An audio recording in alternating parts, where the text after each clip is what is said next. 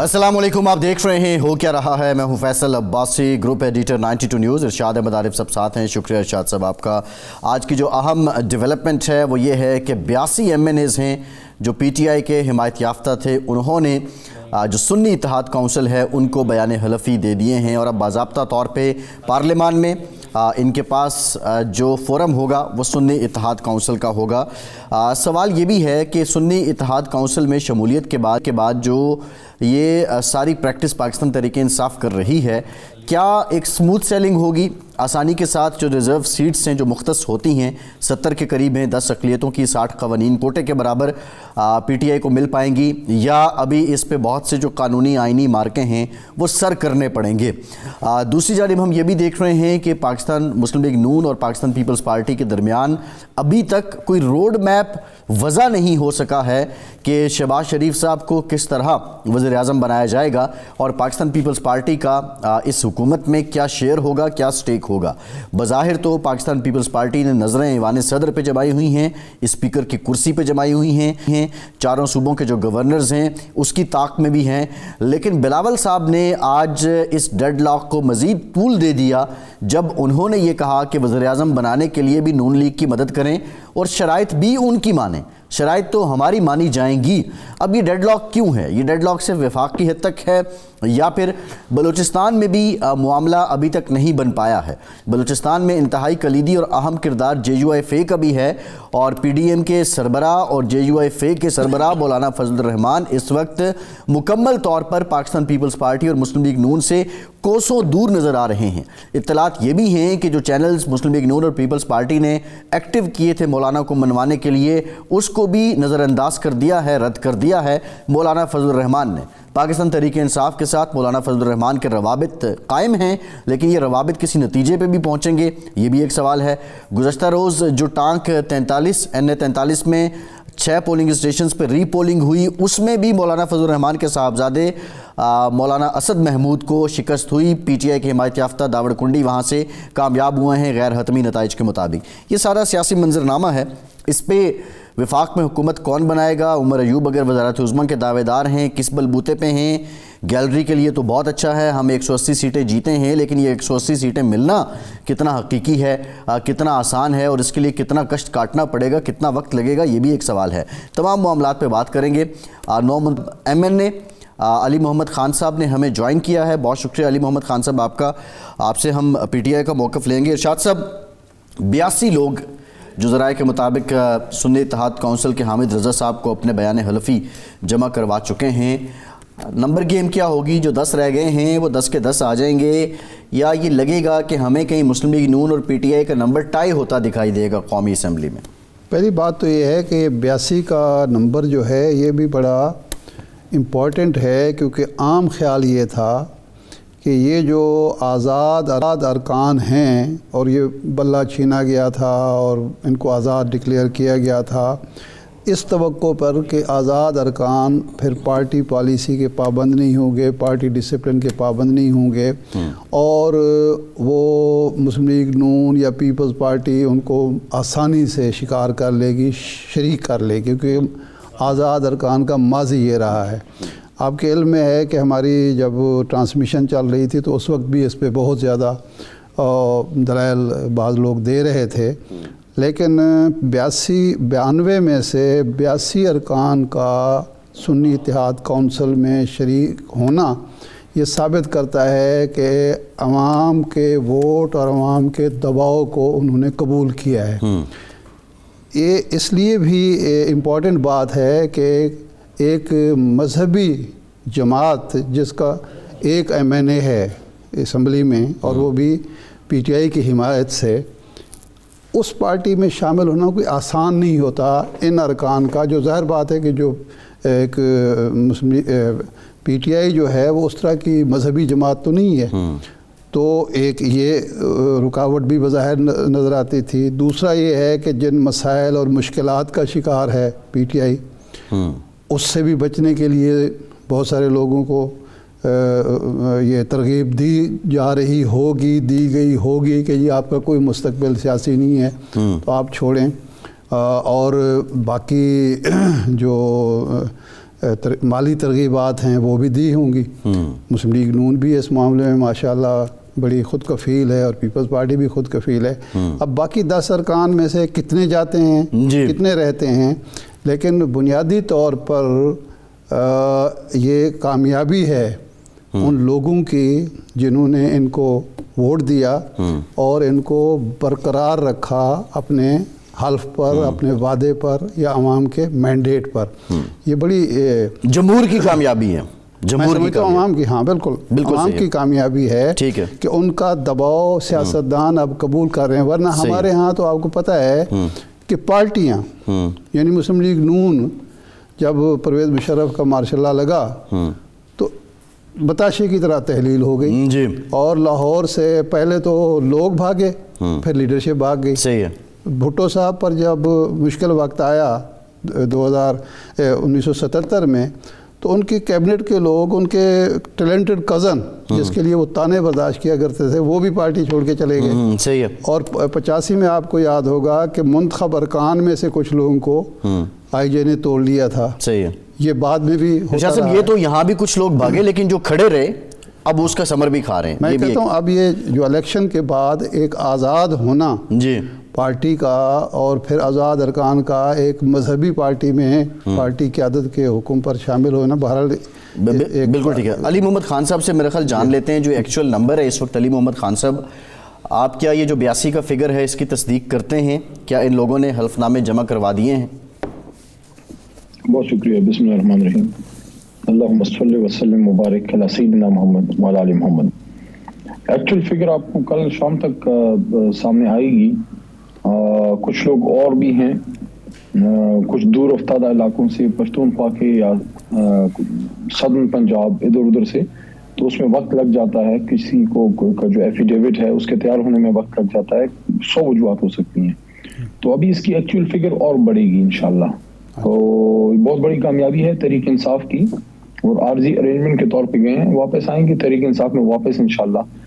تو 2 ہی وجوہات تھی، ایک ریزرو سیٹس اور دوسرا آپ کو اس کا پتہ ہے جو اس کا آپ نے خود بھی اظہار کیا کہ ہمارے ممبران جو ہیں ان کی خرید و فروخت کا خدا نخواستہ سلسلہ نہ شروع ہو جائے. کیونکہ ماضی میں ایسا ہوا سندھ ہاؤس میں جو ہمارے لوگوں کے بدقسمتی سے کچھ لوگوں کے ضمیروں کے سودے ہوئے، اور وہ ایک بہت ہی تلخ ایک چیپٹر ہے ہماری حالیہ سیاسی تاریخ کا. حالانکہ ہمارا تو یہ خیال تھا کہ جتنا میڈیا بیدار ہو چکا ہے اور جتنا لوگ ان چیزوں کو اب برا سمجھتے ہیں، تو ماضی کا جو سیاست تھی میاں صاحب کی، زرداری صاحب کی، وہ ختم ہو چکی ہے. لیکن اپریل مارچ 2022 میں ہم نے دیکھا کہ وہی منڈی لگی سندھ ہاؤس میں. اسی کو روکنے کے لیے اسٹیپ لیا گیا ہے، اور میں سمجھتا ہوں اچیومنٹ ہے تحریک انصاف کی کہ اس میں ہم کامیاب ہوئے ہیں. اچھا علی محمد خان صاحب، یہ اس وقت ضرورت ہے ملک کے اندر ریکنسلیشن کی، مفاہمت کی، مفاہمت سیاسی جماعتوں اور اداروں کے درمیان، سیاسی جماعتوں کے درمیان. لیکن لگتا یوں ہے کہ ماضی سے کوئی سبق نہیں سیکھا پی ٹی آئی نے، یا اب تو سنی اتحاد کونسل ہی کہا جائے گا، کہ وہی آپ کی محاذ آ رہی. آپ پیپلز پارٹی سے مذاکرات کرنے کے لیے تیار نہیں ہیں، ایم کیو ایم سے تیار نہیں ہے، مسلم لیگ نون چلو ٹھیک ہے ہم سمجھ لیں کہ جی وہ سب سے بڑے مخالف ہیں آپ کے، ان سے نہ کریں. دوسرا، کوئی مصالحت پسند، مفاہمت پسند، قابل قبول، اعتزاز پسند لوگ آپ کی پارٹی میں نہیں تھے کہ ان لوگوں کو آپ نے نامزد کیا ہے اور ایک اشارہ دیا ہے کہ ہم مزاحمت کی پالیسی جاری رکھیں گے؟ جہاں تک جماعتوں سے اتحاد کا تعلق ہے تو وہ تو ظاہر ہے ممکن نہیں ہے کہ آپ ان 2 بڑی جماعتوں کے ساتھ مل کے حکومت میں بیٹھے ہیں. پاکستان کی آج جو یہ حالت ہے، تو آپ تو خود لکھتے بھی ہیں، آپ ماشاءاللہ صرف کوئی کیمرہ پکڑ کے تو آپ ان لوگوں میں سے تو نہیں ہیں. آپ تو ایک بڑا لمبا آپ کا سلسلہ ہے صحافت سے، تو سب آپ کے سامنے ہے. جو پاکستان کی پچھلے 35 سالوں میں یا 3-3.5 دہائیوں میں جو ہماری اخلاقیات کا، سیاسیات کا جو جنازہ نکلا ہے، آج پاکستان ادھر کیا کھڑا ہے جدھر آج سے دنیا کدھر پہنچ گئی ہے، اور آج ہم کدھر ہیں.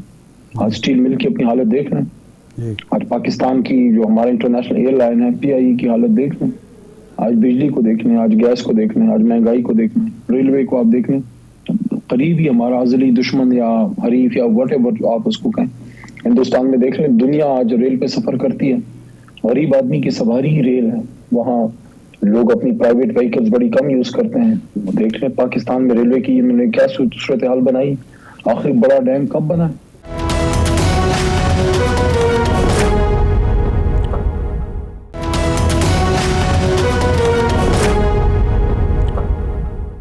حکومتیں تو ان کی گزری ہیں. ہمارے دور میں ایک ہم نے مومن ڈیم سٹارٹ کر دیا, بڑا ڈیم. آپ مجھے بتائیں تو یہ جن لوگوں کی وجہ سے یہ تباہی ہوئی ہے, کیا مفاہمت کے نام پہ ان کے ساتھ بیٹھ جائیں؟ ہم نے کب کسی اچھی بات پہ بیٹھنے سے انکار کیا ہے؟ حکومت میں الائنس بنانا ایک اور چیز ہے, ملکی معاملات پہ بیٹھ کے گفتگو کرنا ایک اور چیز ہے. کس نے ہماری جماعت میں سے کس اللہ کے ولی نے یہ کہا ہے کہ پاکستان کا کوئی معاشی مسئلہ, پاکستان کا کوئی داخلی مسئلہ جس میں سیکیورٹی آتی ہے, یا کوئی خارجہ مسئلہ, کشمیر کا مسئلہ, فلسطین کا مسئلہ, ہماری اکانومی کا, ہماری ایجوکیشن کا, انرجی کا مسئلہ, کس مسئلے پہ تحریک انصاف بیٹھنے سے انکاری ہے؟ لیکن یہ کہنا کہ پیپل پارٹی یا نون کے ساتھ بیٹھ کے حکومت بنائے, وہ نہیں ہو سکتا. جہاں تک آپ نے جو یہ بات کی ہے, جو ہمارے کچھ لوگوں کا کہا کہ ان کو نامزد کرنا, دیکھیے سیاسی کارکن ہیں, وہ محب وطن پاکستانی ہیں, اور انشاءاللہ پاکستان کے مفاد میں سیاست وہ کریں گے, اور جب وہ عہدوں پہ آئیں گے, چاہے وزیر اعلیٰ ہو, چاہے اپوزیشن لیڈر ہو, اس میں جو بھی جس سیٹ پہ بھی آئے گا پاکستان کے مفاد میں کام کرے گا. خدا نخواستہ کوئی نہیں کرے گا تو چینج ہو جائے گا. یہ کہنا کہ محاذ آرائی کے لیے آئے ہیں, محاذ آرائی کی بات تو اس وقت ختم ہو گئی جب علی محمد جیل گیا, اور جیل کے اندر عمران خان نے ان کو فتح مکہ ماڈل کی بات کی. اس کو تو دیکھیں, مثبت چیزوں کو بھی تو آپ ابھارے نا. مطلب ہم نے سیاست کے اس بازار میں صرف جو ہے نفرتیں ہی بیچنی ہیں. نہیں, یہ علی محمد خان صاحب بات یہ ہے, مجھے پورا کرنے دینا فیصل صاحب. ایک آدمی 200 دنوں سے جیل میں بیٹھا ہے, اور جیل کے اندر وہ علی محمد جو اس کا ایک پرانا کارکن ہے, اس کو یہ کہہ رہا ہے کہ آپ باہر جا کے بتائیں کہ جب ہم اقتدار میں آئیں گے ہم فتح مکہ ماڈل پہ جائیں گے. ہم سیاسی استحکام کی طرف جانا چاہتے ہیں, سیاسی انتقام کی طرف نہیں. پھر نیلسن منڈیلا کے ٹروتھ اینڈ ریکنسیلیشن کا بھی حوالہ دیا کہ سچ بول کے اور دل بڑا کر کے اپنے ملک کو وہ کہاں لے گیا. تو یہ تو وہی میسیجنگ ہے جو ہمارے نبی پاک صلی اللہ علیہ وسلم کی تعلیمات ہیں کہ ایک آدمی جیل میں بیٹھ کے ملک کو آگے لے جانے کی اور درگزر کی بات کر رہا ہے. اس پہ بات کریں نا جی. نہیں علی محمد خان صاحب, سوال یہی سوال پوچھنا چاہ رہا ہوں آپ سے, ایک سپلیمنٹری کوسچن یہ ہے. بات یہ ہے کہ دیکھیں, آپ جو کہہ رہے ہیں کہ جیل سے جب آپ کے بانی نکلیں گے, اول تو جب آپ کے بانی جیل سے نکلیں گے ان کے پاس ابھی تو کوئی پبلک آفس نہیں ہے, وہ کس کیپیسٹی میں جو ہے دوسروں کو معاف کریں گے؟ اور اس وقت جو الزام ہیں اور جو جرم ثابت ہوئے ہیں وہ آپ کے بانی پہ ہوئے ہیں, وہ آپ کے بانی پہ ہوئے ہیں, وہ کس کو معاف کریں گے؟ آپ کی مراد کیا ہے؟ آپ معافی دیں گے کس کو, اور کون آپ سے معافی کا خاص گزار ہے؟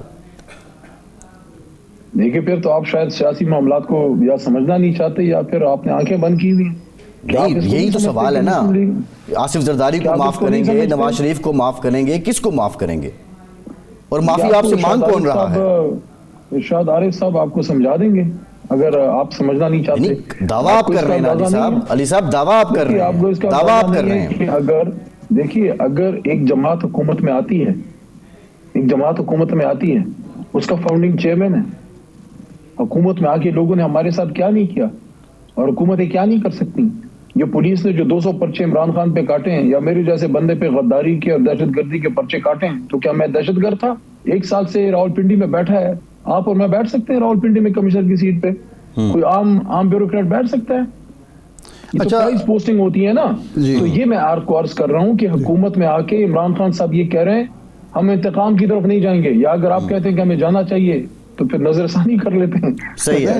نہیں مطلب کمشنر پنڈی کو معاف کریں گے, آپ یہ کہہ رہے ہیں. آپ معاف کرنے پر تیار ہیں, آپ ریکنسلیشن چاہتے ہیں. منڈیلا کا آپ دیکھیں, منڈیلا نے ان لوگوں کو معاف کیا تھا جن کے جرائم جو تھے وہ یہ نہیں تھے کہ منڈیلا کو انہوں نے جیل میں ڈالا تھا, وہ انہوں نے قوم پر ظلم کیے تھے, قوم کا مال لوٹا تھا, ایک آزادی چھینی تھی, لیکن ان کو انہوں نے معاف کیا اور ان کے ساتھ بیٹھے اور ان کو حکومت میں شامل کیا. یہ جو میں نے پہلا سوال کیا تھا وہ یہی تھا کہ پیپلز پارٹی اگر آپ کے ساتھ ملنا چاہتی ہے, آپ حکومت سازی میں تعاون کرنا چاہتی ہے, غیر مشروط کرنا چاہتی ہے, تو آپ اس کے لیے تیار کیوں نہیں ہیں؟ یہ بھی تو معافی کی ایک شکل ہے نا. دیکھیے, اس میں فرق ہے. سیاسی انتقام نہ لینا یہ ایک اور چیز ہے, لیکن عمران خان ہو, علی ہو یا کوئی اور ہو, ہمیں یہ حق حاصل نہیں ہے. اگر کسی شخص نے ملک کا مال لوٹا ہے, کیا ہمارا اپنا مال ہے جو معاف کر دیں؟ اگر کسی شخص نے کسی کو مار دیا ہے, جیسے ذل شاہ شہید ہوا ہے, ذل شاہ کی معافی عمران خان دے سکتے ہیں؟ نہیں دے سکتے، وہ تو ان کے لواحقین کا کام ہے. لیکن ہم جو عمومی بات کر رہے ہیں، عمومی بات یہ ہے، حکومت میں آ کے ہم سیاسی انتقام نہیں دیں گے، ہم ملک کو آگے لے جانا چاہتے ہیں. باقی اگر کسی نے کرپشن کیا ہے اس کے تو عدالت میں وہ جواب دے گا. کسی نے کسی شخص کو مارا ہے، کسی کو شہید کر دیا ہے، کسی کو زخمی کر دیا ہے، وہ تو قانون کا سامنا کرے گا. یا وہ شخص اگر معاف کرنا چاہے، ہم کسی اور کی گھر کی معافی ہم کیسے دے سکتے ہیں؟ لیکن حکومت میں جب ایک وزیر اعظم آتا ہے، جب حکومت آتی ہے تو ان کے پاس دو راستے ہوتے ہیں: سیاسی استحکام، ڈیولپمنٹ، ہیلتھ پہ فوکس کرنا، ایجوکیشن پہ فوکس کرنا، ملک میں لا اینڈ آرڈر کو بہتر کرنا، عام عوام کی زندگی بہتر بنانے کے لیے ان کو مہنگائی کو کنٹرول کرنا. لوڈ شیڈنگ ہے، گیس ہے، آپ کی دنیا جہان کے فورن انویسٹمنٹ کے ایشوز ہیں، اپنے بچوں کو باہر پڑھائی کے لیے بھیجنا، ان کو اسکالرشپ، یہ 100 قسم کے مسئلے ہیں، ان پہ فوکس کرنا ہے. بجائے اس کے کہ ہم پیچھے پڑ جائیں کہ جناب اس کو تو ہم نے جیل میں ڈالنا ہے کیونکہ علی محمد نے 78 دن جیل کاٹی ہے تو اس کو میں نے 778 دن جیل کٹوانی ہے. وہ نہیں کریں گے ہم. باقی ملک کو آگے لے جانے کی بات میں سمجھتا ہوں وی شوڈ اپریشیٹ کہ عمران خان صاحب نے جیل میں بیٹھ کے فتح مکہ ماڈل کو ڈسکس کیا ہے، اس کا اندیا دیا ہے کہ ہم سیاسی استحکام چاہتے ہیں اس ملک میں. اچھا یہ فرمائیں کہ یہ معافی ان لوگوں کے لیے بھی ہوگی جنہوں نے پارٹی چھوڑی اور اب واپس آنا چاہتے ہیں؟ دیکھیے اس میں خان صاحب نے فیصلہ کرنا ہے. میرے سے اگر ذاتی طور پہ میری ذاتی رائے پوچھیں، یہ پارٹی پوزیشن نہیں ہے، ذاتی رائے پوچھیں تو جو شخص مجبوری کے عالم میں گیا ہے، جس کو مجبور کیا گیا ہے، کسی لالچ میں نہیں گیا، تو اس کو ایک موقع ملنا چاہیے. لیکن آخری اس پہ فیصلہ خان صاحب کریں گے. لیکن جنہوں نے چھوڑ کے پھر بہت زیادہ ہردہ سرائی کی ہے تو اس کو بھی پھر دیکھنا پڑے گا کہ چھوڑنا ایک اور جرم تھا یا ایک مجبوری تھی. ہردہ سرائی تو آپ کی مجبوری نہیں تھی نا. اپنے سابقہ لیڈر پہ جس کی دیکھیں عزت اللہ دیتا ہے لیکن اس کی وجہ اللہ کوئی کر دیتا ہے. آپ کا کوئی ساتھی ہوتا ہے، آپ کی کوئی جماعت ہوتی ہے، کوئی بزرگ ہوتا ہے، آپ کی کسی جگہ سے نسبت ہوتی ہے. ایسا تو نہیں ہے نا کہ آپ کی ضرورت پوری ہو جائے پھر اسی دربار کو آپ وٹے ماریں جدھر سے آپ کو عزت ملی. اچھا آج سینٹ میں تقریر کرتے ہوئے مشاہد حسن صاحب نے ایک بات کہی. انہوں نے کہا کہ اس وقت جو ملک کی معاشی حالت ہے، سیاسی حالت ہے، سماجی صورتحال ہے، اس میں بہت بڑے پیمانے پر افہام تفہیم کی ضرورت ہے. اور انہوں نے کہا کہ تینوں بڑی پارٹیز جو ہیں جن کو عوام نے مینڈیٹ دیا ہے، پی ٹی آئی ہے، مسلم لیگ نون ہے اور پیپلز پارٹی ہے، تینوں مل کے حکومت بنا لیں، ایک قومی حکومت سمجھ لیں، یہ اتفاق رہا ہے کہ حکومت بنا لیں. تو کیا یہ ریکنسلیشن اور ملک کی جمہوریت کو بچانے کے لیے، ملک کی معیشت کو بچانے کے لیے، ملک کو آگے بڑھانے کے لیے یہ تجویز قابل عمل ہو سکتی ہے آپ کے لیے؟ دیکھیں آئیڈیالسٹ کی بات تو ہو سکتی ہے، ایک سیاسی کارکن کی بات نہیں ہے. دیکھیں ایسے نہیں ہوتا، ملک ایسے نہیں چلتے. ملک میں حکومت ہوتی ہے، اپوزیشن ہوتی ہے، سخت بات ہوتی ہے، تنقید ہوتی ہے، اس میں ہر طرح کے معاملات ہوتے ہیں. لیکن آپ ملک کی ایشوز پہ بیٹھ کے بات کرتے ہیں. عارف صاحب بات کرنی ہے، آپ نے بات کیا کرنی ہے کہ ملک کو ہم نے آگے لے کے جانا ہے. اس کے لیے یہ پالیسی ہونی چاہیے، پھر اس میں اپوزیشن بھی ہوگی، اس میں حکومت بھی ہوگی، اس میں سخت تقاریر بھی ہوگی. وہ ایک نیچرل کورس ہے. اور اگر آرٹیفیشلی آپ سب کو ایک جگہ بٹھا دیں تو وہ تجربے ماضی میں کامیاب نہیں ہوئے. دیکھیے سب سے جو سچی بات ہے نا، جو کرنے والی بات ہے، وہ کوئی کرتا نہیں ہے. وہ وہی بات ہے جو کمشنر راولپنڈی نے کی ہے. کیوں مینڈیٹ چورایا تحریک انصاف کا؟ 175 سے 180 کے بیچ میں ہماری سیٹیں، 17 سے ایک سیٹ آگے نہیں ہے نون لیگ کی. نون لیگ کیوں حکومت بنائے آپ مجھے بتائیں. اگر آپ نے عوامی مینڈیٹ کو نہیں ماننا تو پھر یہ جمہوریت کا ڈکوسلا بند کریں، پھر گھر سے آپ فارم 47 سب کو دے دیں. علی محمد خان صاحب عوام کے مینڈیٹ کو نہیں مانیں گے تو آگے نہیں جائے گا. علی محمد خان صاحب اب بات یہ ہے، دیکھیے جو آپ 170-175 سیٹوں کی بات کر رہے ہیں، آپ کو بھی پتا ہے کہ یہ قانونی آئینی پروسیس میں معاملہ جائے گا اور یہ سیٹیں اگر آپ نے واگزار بھی کروانی ہیں تو آپ کو بہت ٹائم لگنا ہے. اس کی ایک مثال قاسم سوری صاحب میں 5 سال سٹے پہ وہ ڈیپٹی اسپیکر رہے ہیں. اس وقت جب حکومت آپ بھی نہیں بنا سکتے، نون لیگ بھی نہیں بنا سکتی، پیپلز پارٹی آفر کر رہی ہے ان کو بھی آپ کو بھی، کسی کے ساتھ ملک کے ملک کو جب بحران سے نکالنا ہے، کوئی نیشنل ڈسکورس سیٹ کرنا ہے تو لیڈ آپ لوگ کیوں نہیں کرتے؟ یہ تو محض آپ نہیں سمجھتے کہ 180 سیٹیں ہماری ہیں، آپ گیلری سے ہی پلے کر رہے ہیں. ایک معذرت کے ساتھ میں اس میں شامل کر لوں کہ 1946 میں برطانیہ میں حکومت یعنی الیکشن جیتنے کے بعد جو اکثریتی پارٹی تھی، جس کو واضح اکثریت تھی، اس نے قومی حکومت بنائی تھی. شاہ صاحب دیکھیے ابھی فیصل صاحب نے بات کی کہ मुश्किल सूरत हाल है और मुल्क मुश्किलात का क्यों, इस मुश्किलात का शिकार क्यों है? अच्छा, जिन लोगों ने किया है बनाए ना अब हुकूमत, बैठे पीपल पार्टी और नून लीग चलाए हुकूमत को। जी।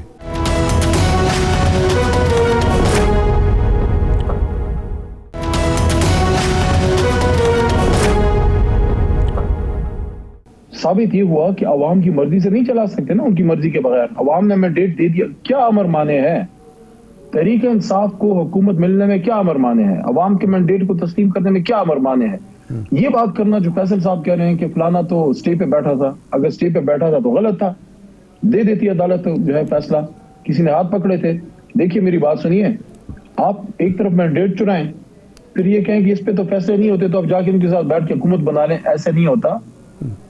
अगर इस मुल्क को ठीक करना है तो सच बोलना पड़ेगा, हकदार को उसका हक देना पड़ेगा, और इलेक्शन कमीशन के पास आईनी तौर पे इख्तियार है। ये रीकाउंटिंग या रीपोलिंग का इशू फैसल साहब नहीं है, ये सिर्फ कैलकुलेशन का मसला है जो 24 घंटे भी नहीं 3 घंटे में हल हो सकता है। जितने जितने हलकों पे इशूज हैं, ओरिजिनल फॉर्म 45 मंगाएं, बैठे छठी जमात की तालिब इल्म को मंगा के हाथ में 300 रुपए का कैलकुलेटर दे दें, वो आपको कैलकुलेट करके आपको 15 मिनट में बता देगा कि इस हल्के पे विनर कौन है। फॉर्म 45 एक और कहानी सुना रहे हैं, फॉर्म 47 एक और कहानी सुना रहे हैं। इस्लामाबाद में 3 सीटें जो है वो डी नोटिफाई हो गई हैं या वो मुअत्तल हो गई हैं। क्यों हो गई हैं? इस्लामाबाद हाई कोर्ट ने कुछ जांचा होगा ना। कमिश्नर रावलपिंडी ने जो इतनी बड़ा जो एक इनके शफात किए हैं क्या उस पे इन्वेस्टिगेशन नहीं होनी चाहिए? पूछ नहीं होनी चाहिए? इलेक्शन कमीशन से पूछताछ नहीं होनी चाहिए कि इलेक्शन कमीशन की आंखों के नीचे ये सारा क्यों होता रहा?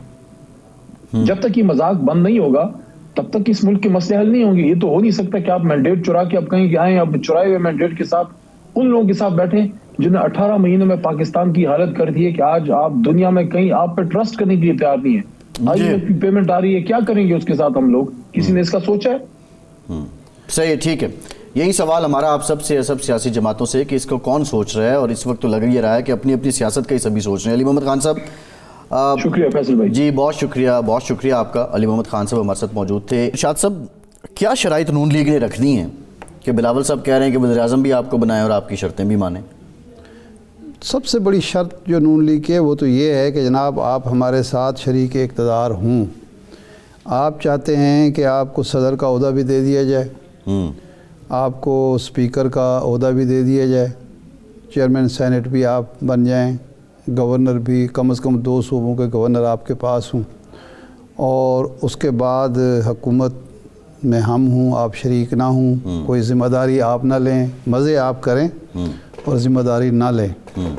तो चूँकि अब बार्गेनिंग पोजीशन जो है वो बहुत बढ़ गई है उसकी, PTI की, पीपल्स पार्टी की, और PTI ने ये फ़ैसला करके कि हम पीपल्स पार्टी के साथ इत्तेहाद नहीं करेंगे, MQM के साथ इत्तेहाद नहीं करेंगे, अमलन पीपल्स पार्टी की बार्गेनिंग पोजीशन बढ़ा दी है, और मुस्लिम लीग नून की जो पोजीशन थी वो कमज़ोर कर दी है, क्योंकि ज़ाहिर नंबर गेम में तो वो आगे हैं और हुकूमत बनाना भी चाहते हैं। तो उस सूरत में शायद उसको पता है पीपल्स पार्टी को कि अब हुकूमत बनाना मजबूरी है, क्योंकि अगर वफाकी हुकूमत मुस्लिम लीग नून नहीं लेती तो पंजाब में भी उसकी हुकूमत नहीं आ सकती। एक तो ये उसको इल्म है। दूसरा ये है कि मुस्लिम लीग नून के बाद ऑप्शन पीपल्स पार्टी नहीं है, फिर वो जो अंदर बैठा है वही ऑप्शन बन सकता है, और वो मुस्लिम लीग को काबिल कबूल नहीं है। तो इस बुनियाद पर वो अपनी शराइत पर अड़े हुए हैं। लेकिन मेरा पहले भी यही ख्याल था, अब भी यही ख्याल है कि अगर हुकूमत बनेगी, ये इत्तेहाद की हुकूमत बनेगी, इस इत्तेहाद की, तो फिर मेरे ख्याल है ज़िम्मेदारी भी पीपल्स पार्टी को लेनी पड़ेगी। अच्छा इरशाद साहब, ये इस जो इस वक्त बिलावल साहब जो मौक़िफ़ अख्तियार कर रहे हैं या पीपल्स पार्टी मौक़िफ़ अख्तियार कर रही है, वो इसलिए नहीं कर रही कि वो हुकूमत में शामिल नहीं होना चाहते। मुस्लिम लीग नून कह रही है कि ठीक है जी 1 ओहदा ले लें, चलो जी 2 ले लें, सारे आइनी ओहदे आप ना ले जाएं। वो मेरे ख्याल है सारे आइनी ओहदे लेना चाहते हैं। बलूचिस्तान वहाँ पे मौलाना तो उनके साथ तो कोई सोबो भी नहीं लग रही। जी हाँ, नून लीग और पीपल्स पार्टी नहीं करना है जो करना है वहाँ पे। नहीं, पीपल्स पार्टी के पास ये ऑप्शन मौजूद है कि वो मौलाना को बिठा ले साथ या मौलाना के साथ बैठ जाए। देखा, पीपल्स पार्टी के पास, पीपल्स पार्टी फ्लेक्सिबल है और पीपल्स पार्टी के पास ऑप्शंस खुली हैं। मुस्लिम लीग नून के पास ऑप्शंस कम हैं क्योंकि वो पंजाब में हर सूरत में हुकूमत बनाना चाहती है, पंजाब को किसी सूरत वो गंवाना नहीं चाहती। क्योंकि अब अगर मुस्लिम लीग नून की पंजाब में हुकूमत ना बनी या मरियम साहिबा को अब ओहदा ना मिला तो पता नहीं कल किसने देखा है क्या होगा। नवाज शरीफ साहब दौर से वैसे ही इरशाद साहब, मैं इस पे आता हूँ। नवाज शरीफ साहब का जो रोल है वो हमें कोई नज़र नहीं आ रहा, इस पे मैं इधर आता हूँ। लेकिन उससे पहले आपने मौलाना का जिक्र किया। मौलाना पीपल्स पार्टी के साथ कैसे इत्तेहाद करेंगे? वो तो ऑलरेडी नाराज़ हैं, वो तो पहाड़ पे चढ़ चुके हैं, अभी वो तो नहीं बात करना चाह रहे हैं इनसे। वो तो अपनी ज़राए बताते हैं कि बड़ी कोशिशें की हैं नून लीग ने भी, पीपल्स पार्टी ने भी, लेकिन मौलाना पीटीआई से उनके राब्ता है लेकिन इनसे वो बात तक नहीं करना चाह रहे। नहीं, मौलाना हार्ड बार्गेनर हैं, पहले से हमें मालूम है। लेकिन वो सिर्फ इस बात पे तो पीपल्स पार्टी से बात नहीं करेंगे कि बलूचिस्तान में हम हुकूमत मिल के बना लें। वो तो सबसे पहले तो जो अपनी सीटें देखें ना, पिछले इलेक्शन में दावा था कि धांधली हुई है, लेकिन उस धांधली के बावजूद मौलाना तो उस वक्त खुद हार गए थे, लेकिन 8 सीटें तो उनकी आई थी। 8 कौमी असेंबली में जीत के लोग आए थे, ठीक है ना। अब 4 सीटें हैं, 6 हो गई हैं। 6 मौलाना की नाराज़गी के बाद 6 हुई हैं। नहीं, कौन जीता है? बलूचिस्तान से कुछ उनकी सीट्स आई हैं। केपी के से तो असदुर रहमान साहब, उनके साहबजादे अभी तक गैर नताइज के मुताबिक शिकस्त है, वो शिकस्त खा गए। नूर आलम खान साहब के बारे में मौलाना भी जानते हैं, JUI को पता है, हम आपको भी पता है कि वो JUI के टिकट होल्डर ज़रूर हैं, लेकिन बहरहाल वो उनके कोई उस तरह के ना नज़रियाती तौर पर वो JUI के आदमी हैं और ना सियासी तौर पर JUI के आदमी। अच्छा, मैं इरशाद साहब आपको ये बता दूं कि नूर आलम खान साहब, मौलाना ने जो भी अप्रोच ले रखी है इससे वो कोई खुश भी नहीं है। ये भी इत्तला है जो ठीक है, क्योंकि इस अप्रोच को अगर वो मान लें तो उनकी सीट खतरे में पड़ सकती है। लेकिन इरशाद साहब, अगर ये धांधली हुई है तो 1,38,000 वोट नूर आलम खान ले गए हैं। अच्छा, JUI के टिकट से। मुखालिफ का मुझे एग्जैक्ट नहीं पता, लेकिन 1,38,000 नूर वो तो 1,38,000 है। ओन चौधरी के 1,72,000 हैं। वो इरशाद साहब ओन चौधरी से कंपैरिजन नहीं, मैं केपी के बात नहीं, कंपैरिजन बनता है ना। मुझे तो हैरत हो रही है कि राजा रियाज साहब के साहबजादे कैसे हार गए। जिस तरह नूर आलम खान साहब जीते हैं, ओन चौधरी साहब जीते हैं, राजा साहब से क्या गलती हुई कि वो नहीं जीत पाए, उनके साहबजादे नहीं जीत पाए? उनका तो पहला नंबर था। देखें, अगर राजा साहब अलम बगावत बुलंद न करते, राजा साहब अपने नवाब शेर वसीर और ऐसे लोगों को साथ मिला के वो 20 का जो था टोला ना होता तो वो PTM की हुकूमत नहीं बन सकती थी। ये पता चल गया था कि इलेक्शन जीतना नहीं है, इसलिए उन्होंने साहबजादे को आगे कर दिया था। हाँ, नहीं, मैं वो कैसे पता चला? क्योंकि उनका तो दावा ये था कि जी ये तस्वुर ही गलत है, तासुर ही गलत है कि जी वो जमात जो हमने छोड़ी है वो कोई पब्लिक की सतह पर मकबूल जमात है या उसका कोई वोट बैंक है। ये तो राजा साहब बरमला कहते थे। बाद में इरशाद साहब वो मानते थे, जब जिस हुकूमत में राजा साहब अपोजिशन लीडर थे, वो दिन बिताने के बाद राजा साहब आखिरी जो हमारे साथ उन्होंने प्रोग्राम में शिरकत की, उन्होंने कहा कि हम जीतेंगे भी, मुस्लिम लीग नून जीतेगी और बड़ी भारी अक्सरियत से जीतेगी और मियाँ नवाज शरीफ साहब वज़ीर आज़म बनेंगे। ये उनके अल्फाज थे। और मैं अपनी तबीयत की ख़राबी की वजह से, अलालत की वजह से इलेक्शन नहीं लड़ रहा, वरना कोई और मसला नहीं है जी। तो जो बात हो रही थी वो मौलाना की, कि मौलाना अगर उस वक्त तक अपना भाव बढ़ाएंगे जब तक कि उनकी बात मान नहीं ली जाती, क्योंकि वो ये समझते हैं कि 2018 में मैं जब इनकी बात मानकर सिस्टम का हिस्सा बन गया तो इन 2 पार्टियों ने उसका फ़ायदा उठाया और मुझे इस्तेमाल किया, और इस्तेमाल करने के बाद जब मौका मिला तो मुझे जनाब टिश्यू पेपर की तरह इस्तेमाल करके क्या आप क्या समझते हैं कि हार्ड बारगेनर है मौलाना तवक्को क्या कर रहे हैं? बलूचिस्तान की CM-शिप मांग रहे हैं, نہیں، مولانا کی خواہش ہوں گی دو. نمبر 1 تو یہ ہے کہ ان کی پارلیمانی قوت جو ہے وہ کم از کم 18 کی سطح پر لائی جائے. ان کا تو خیال تھا کہ ہم دیکھیں، وہ تو سمجھ رہے تھے کہ کے پی میں وزیر اعلیٰ اکرم درانی صاحب کو یا اپنے صاحبزادے کو بناؤں گا. ان کے میرے خیال صاحبزادے ایک صوبائی سیٹ پہ بھی لڑ رہے تھے شاید جی.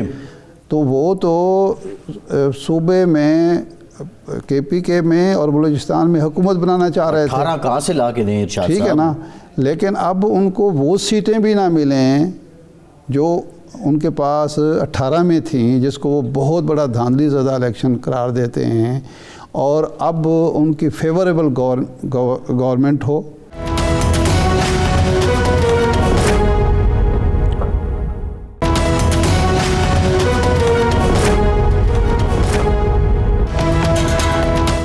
بریک کے بعد ایک بار پھر سے آپ کا خیر مقدم کریں گے. ارشاد صاحب، نواز شریف صاحب الیکشن کے بعد انہوں نے ایک وکٹری سپیچ دی، پھر اس کے بعد یہ سارے معاملات چلے، اعلان کیا حکومت بنائیں گے. لیکن اب جتنی بھی ایکٹیویٹی ہو رہی ہے صوبائی سطح پہ جو ہو رہی ہے، وہ مریم نواز صاحبہ لوگوں سے ملاقاتیں کر رہی ہیں، اور وفاقی سطح پہ شہباز شریف صاحب ملاقاتیں کر رہے ہیں. نواز شریف صاحب کی ملاقاتوں کا سلسلہ بھی بہت محدود ہے، اور باقی جو پارٹی معاملات اور یہ جو ٹی او آرز گورنمنٹ کے ہیں، اس میں بھی کوئی اس طرح نواز شریف ایکٹیولی پارٹیسپیٹ نہیں کر رہے جس طرح بطور پارٹی قائد انہیں کرنا چاہیے. کیا وجوہات ہو سکتی ہیں؟ نہیں، 2-3 وجوہات ہیں اور بالکل سب کے سامنے ہیں. نمبر 1 تو یہ ہے کہ لندن روانگی سے پہلے ان کے برادر خرد شہباز شریف صاحب نے ان کی پارٹی کے جو لیڈران کرام سوائے شاہد خاقان عباسی صاحب کو داد دیں گے کہ وہ جا کے زمینی صورتحال سے آگاہ کرتے رہے ہیں ان کو، کہ پاکستان کے حالات کیا ہیں سیاسی، پاکستان میں ماحول کیا ہے سیاسی، مسلم لیگ نون کے لیے آپشنز کیا کیا ہیں. لیکن جو باقی لوگ جاتے رہے، نواز شریف صاحب کو جو نقصان ہوا ہے میرے نقطہ نظر سے، آپ اختلاف کر سکتے ہیں، کوئی بھی کر سکتا ہے، اس وقت مسلم لیگ میں کوئی ایک شخص بھی ایسا نہیں رہا جو میاں نواز شریف صاحب کو بے تکلفی کے ساتھ سچی بات کر سکے، بتا سکے، اور ان کی رائے کے برخلاف رائے دے سکے. وہ تھے نثار علی خان صاحب جو کھل کے بات کر لیتے تھے، وہ تھے جاوید ہاشمی صاحب جو کھل کے بات کرتے تھے، اور کسی نہ کسی حد تک تھے وہ شاہد خاقان عباسی صاحب. ایک ہیں ابھی بھی خواجہ آصف صاحب، وہ ان کے گورنمنٹ کالج سعد رفیق صاحب بھی کسی حد تک نہیں، سعد رفیق صاحب اس طرح اس کلوز سرکل میں ہیں نہیں اصل میں. میرے جو معلومات کے مطابق جو ان کا کلوز سرکل تھا، جو ان کے ساتھ بیٹھتا تھا، گپ شپ کرتا تھا، بے تکلف حلقے کی میں بات کر رہا ہوں، وہ ورکر ہیں، وہ بات کرتے ہیں. کسی اجلاس جب ہو تو اس میں وہ کر لیں گے، لیکن اجلاس ہوگا تو ایک ہوتا ہے آپ کا انر سرکل، اور دوست وہ جو ہوتا ہے نا، دوست وہ نہیں ہوتا جو کہ آپ کی ہاں میں ہاں ملاتا ہے، یا آپ کا مخلص ساتھی وہ نہیں ہوتا جو ہاں میں ہاں ملا ہے. دوست وہ ہوتا ہے جو آپ کو تو کر کے مخاطب کر سکے، اور آپ کی بات کی اگر وہ بات اس کو غلط لگ رہی ہے یا درست نہیں لگ رہی، یا آپ کے مفاد کے خلاف وہ لگ رہی ہے، تو وہ کھل کر کہے کہ نہیں آپ غلط کہہ رہے ہیں. یہ خوش آمدی جو ہوتے ہیں، موقع پرست، مفاد پرست، وہ آپ کے نہ دوست ہوتے ہیں نہ مخلص ساتھی ہوتے ہیں. یہ ہے سعد رفیق میں بھی یہ عالیت صلاحیت ہے کہ جب کوئی اوپن ڈسکشن ہو تو وہ بات کھول کر سکیں. لیکن کلوز سرکل میں میری معلومات کے مطابق وہ نہیں ہے جو میاں صاحب کے ساتھ بیٹھتے ہوں، بے تکلفی سے بات کرتے ہوں. وہ یہ تھے. اچھا، خواجہ صاحب کا معاملہ یہ ہے خوش آمدی جو ہیں ان کا غلبہ رہا، حقیقت میں بتائی خوش آمدی نہیں کہوں گا. وہ لوگ جو میاں صاحب سے بے تکلفی سے بات نہیں کر سکتے، میاں صاحب کے منہ پر وہ بات نہیں کر سکتے جو میاں صاحب کو پسند نہ آئے لیکن وہ سوچنے پر مجبور ہو جائیں، وہ جو 3 لوگ میں بتا رہا ہوں وہ ہو گئے دور. اب خواجہ صاحب ہیں، وہ شاید کر سکتے ہوں گے، لیکن ان کا مسئلہ کیا ہے، ان کو پارٹی کے اندر بھی لڑائی سے فرصت نہیں، اور پارٹی سے باہر میڈیا کے ساتھ بھی انہیں لڑنا ہوتا ہے. ان کے اندر ایک خاص ایروگنس ہے. تو اب میاں صاحب ہو گئے تنہا.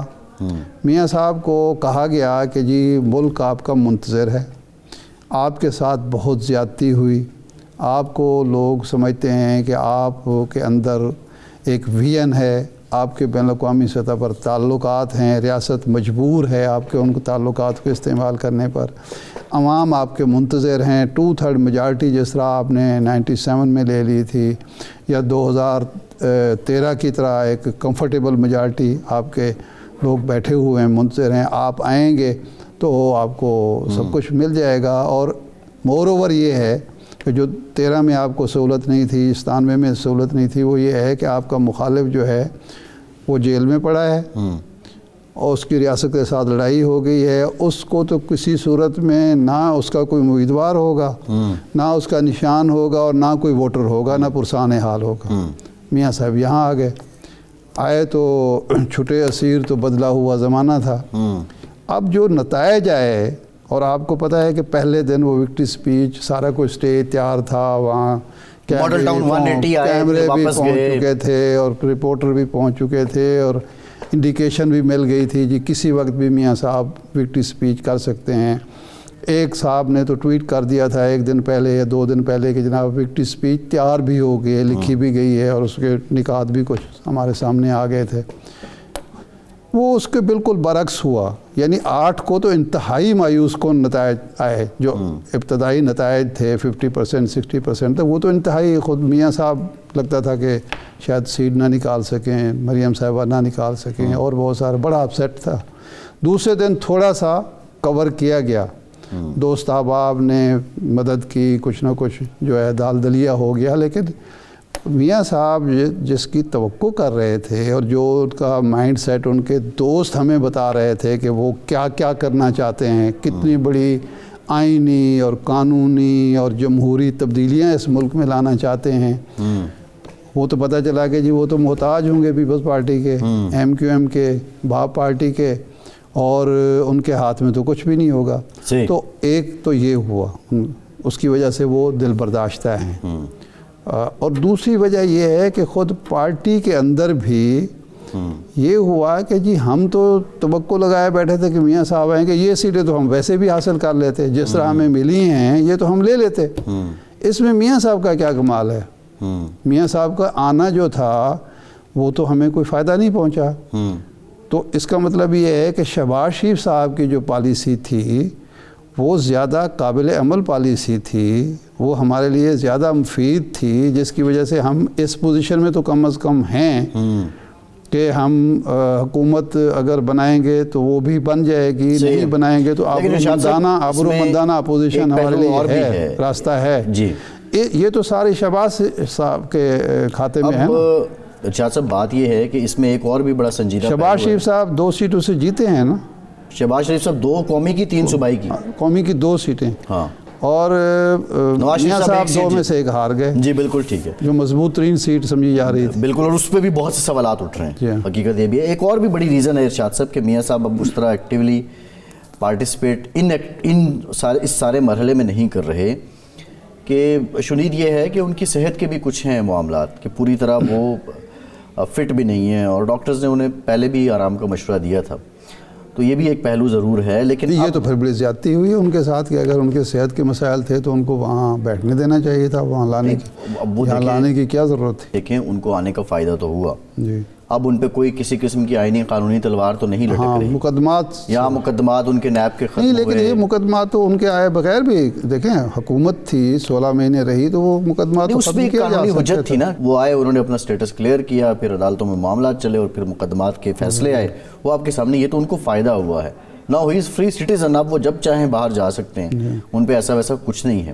لیکن یہ بات اپنی جگہ ہے، کب چلے جائیں گے یہ میرے پاس چاہتا وہ بھی چلا نہیں ہے، یعنی آپ اس طرح بات کر رہے ہیں، لگتا ہی ہوا ہے کہ شاید وہ واپس جانے کی آپشن بھی اب نہیں۔ اگر آپ مجھ سے بات اگلوانا چاہ رہے ہیں تو ابھی تک کوئی مصدقہ اطلاع نہیں ان کے باہر جانے کی نہیں، لیکن جاوید لطیف صاحب کہہ چکے ہیں کہ وہ ان کے ابھی تک نہیں ہے ارشاد صاحب، صحت جو ہے وہ خراب ہے اور کسی وقت بھی وہ جا سکتے ہیں، لیکن میں آپ سے کہہ رہا ہوں کہ ابھی تک نہیں ہے، بالکل تو کل تک میں کچھ بھی نہیں کہہ سکتا۔ اچھا، بائی دا وے جو نقصان مسلم لیگ نون کو ہوا ہے اور جو پیپلز پارٹی کو ہوا ہے اس الیکشن میں، وہ یہ بھی ہے، ایک وجہ یہ بھی ہے کہ پہلے سے کہ جی نواز شریف صاحب وزیر اعظم ہوں گے، یا شہباز شریف صاحب وزیر اعلیٰ پنجاب ہوں گے، یا مریم صاحبہ ہوں گے، یا حمزہ صاحب ہوں گے، بھٹو صاحب بلاول بھٹو صاحب وزیر اعظم ہوں گے، فریال تارپور وزیر اعلیٰ ہوں گی، یا آصفہ بھٹو ہوں گی، بختیور صاحبہ تو چلی گئی ہیں، ملک سے باہر ہیں۔